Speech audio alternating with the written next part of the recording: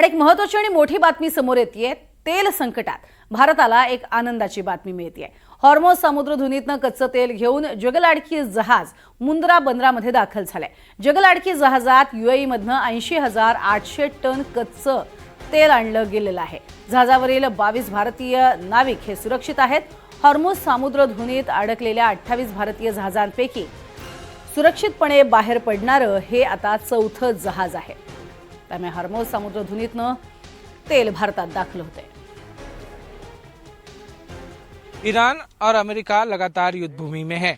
इस युद्ध में लगातार दोनों देश एक दूसरे पर घातक हमले कर रहे हैं। ऐसे में सबसे ज्यादा चर्चा का विषय है स्ट्रेट ऑफ हॉर्मोझ। ये वो रास्ता, समुद्री रास्ता है जहां से लगातार ऑयल टैंकर, एलपीजी टैंकर और बाकी जो बिजनेस के टैंकर्स होते हैं वो पास होते हैं। बड़े बड़े जो वेसल्स, जहाज होते हैं वो लगातार पास होते हैं।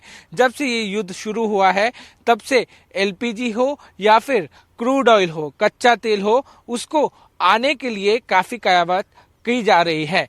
ऐसे में भारतीय डिप्लोमेसी ने एक बार फिर काम किया। कुछ दिन पहले एक महत्वपूर्ण जहाज मुंबई पोर्ट के पास पहुंचा क्रूड ऑयल लेकर, और वहां पर उसने बड़ी मात्रा में क्रूड ऑयल को डिस्चार्ज किया।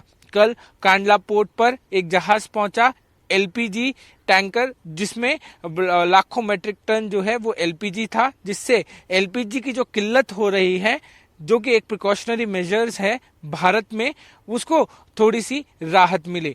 फिर एक और टैंकर पहुंचता है जिसका जो एलपीजी है उसको गुजरात में जामनगर पोर्ट के पास डिस्चार्ज किया जाता है। और ऐसे ही जगलाड़की जो वेसल है, जो स्ट्रेट ऑफ हॉर्मोझ को क्रॉस करके हुए सीधा गल्फ ऑफ कच्छ पहुंचा है, जिसको अभी डॉकिंग प्रोसेस में लगाया गया है। डॉकिंग प्रोसेस जो है उसमें किया जाएगा। 40,000 मेट्रिक टन उसमें क्रूड ऑयल है, कच्चा तेल है, उसको डिस्चार्ज प्रोसेस किया जाएगा।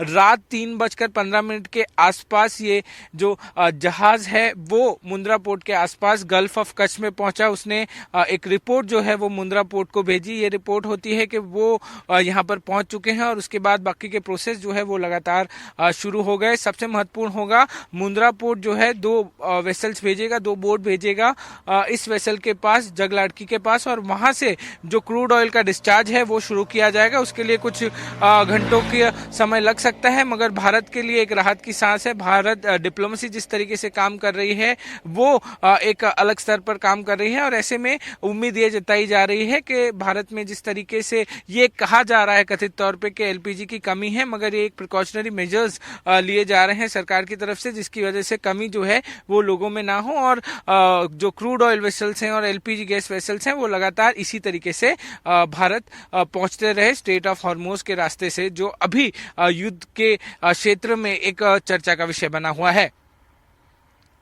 कच्छ से कैमरामैन प्रवीण रोहित के साथ पारस दामा, एनडीटीवी।